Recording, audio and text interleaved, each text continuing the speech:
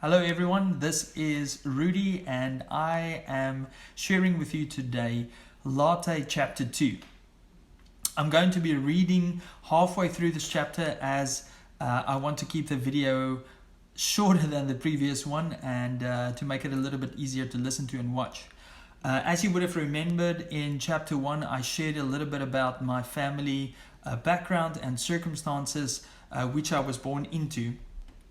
And in 1983, I was basically born in Johannesburg in the hospital while my mother was actually in that same hospital admitted for psychiatric illness for her schizophrenia that she was suffering from. So that was actually the circumstances I was born under. And after I was born, our family had to relocate from Hendrina, which was a rural community or town, I believe in the old Eastern Transvaal of South Africa at that stage.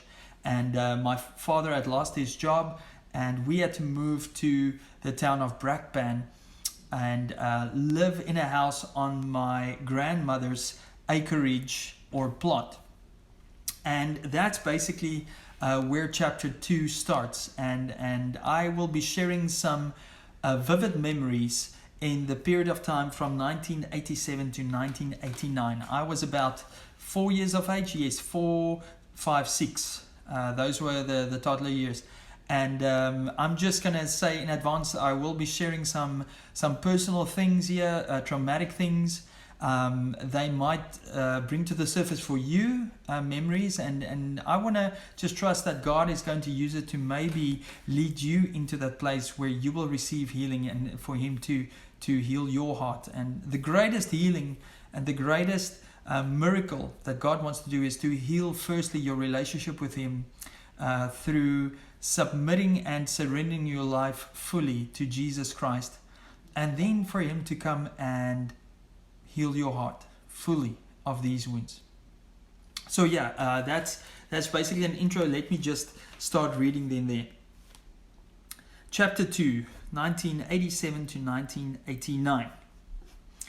Now I can basically remember events that took place in our home and in my life from when I was about 4 years of age. I remember having to live on a plot, and that is an acreage for my Canadian friends, in a town called Brakpan on the east rand of Johannesburg.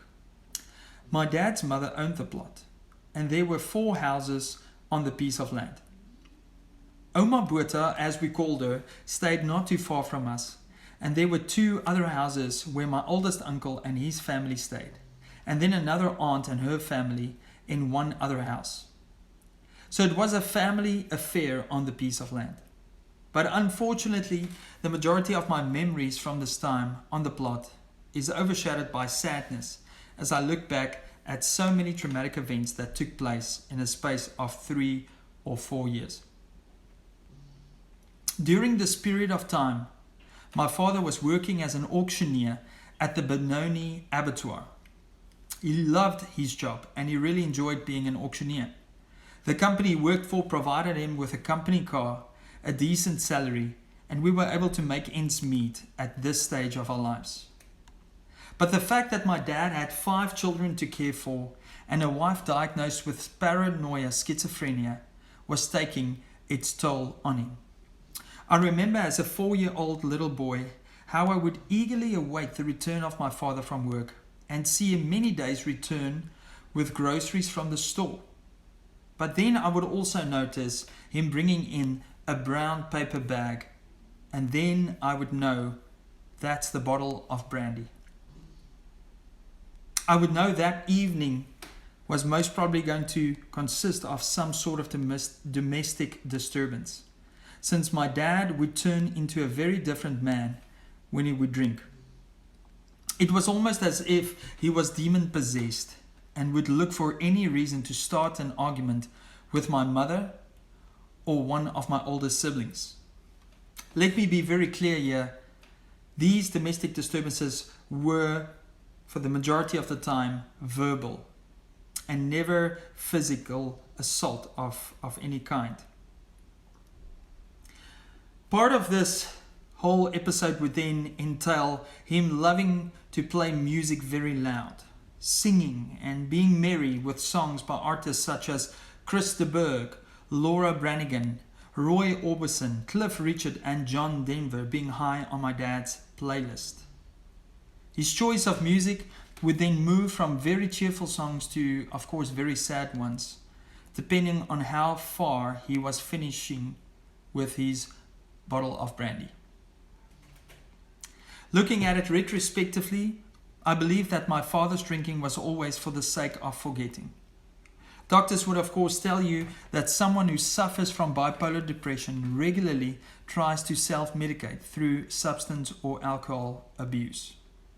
His illness, my mother's illness, and I think just life in general, made him turn to the bottle to help him forget all of his sorrows, broken dreams, and failures. One of the first graphic, traumatic, and emotional memories I have of my father was when my grandmother turned 80 and she had a big birthday party on the plot. My dad's family was quite talented in playing instruments, and so he and some of his brothers were the musicians for the night and played some traditional Afrikaner folk songs called boeremusiek as part of the entertainment for the evening. Unfortunately, by the end of the evening, my dad had become so drunk that he was unable to walk back home. He actually fell over, hit his head against the ground, and basically passed out right in front of my eyes. I clearly remember seeing him lying there, passed out with blood running from his head. I thought he was dead, and I ran screaming and crying all the way home. Luckily, the family was able to help him up again and get him back home into bed to hopefully sleep and sober up for the next day. And this was one of my worst memories of my father, and I was only 4 years of age.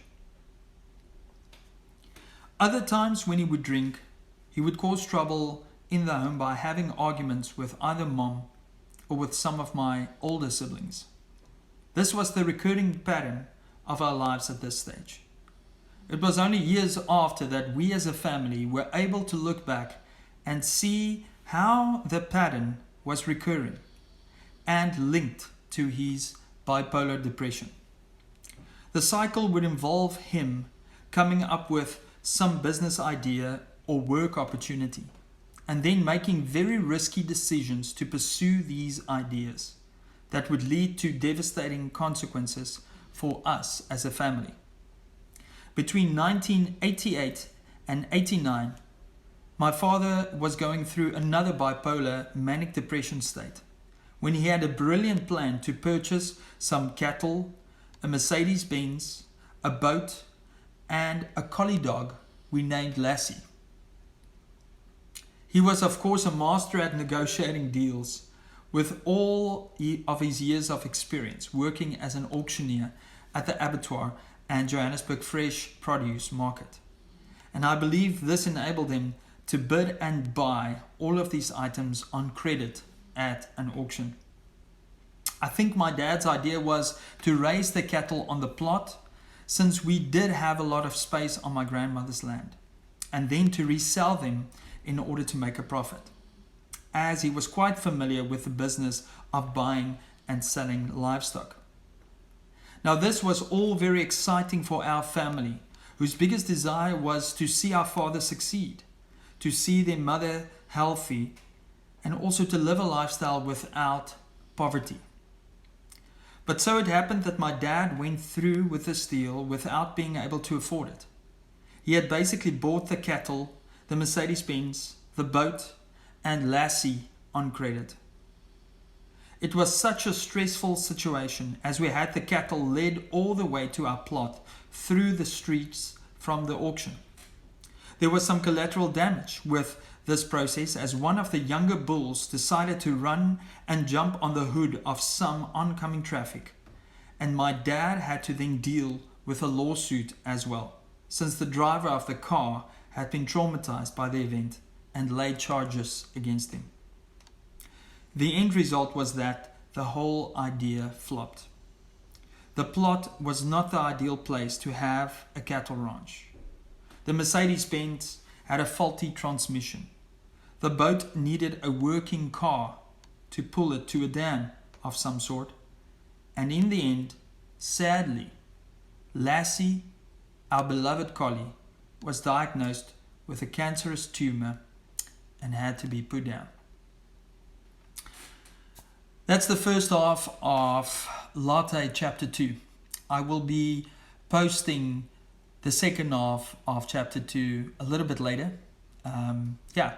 Give it a read, give it a listen. And I'm going to try, I'm still pretty new at this, I'm going to try and enable some comments and any feedback there. And I would really love to hear from you. And I thank you once again for taking a listen to what I'm reading here. God bless and have a fantastic day.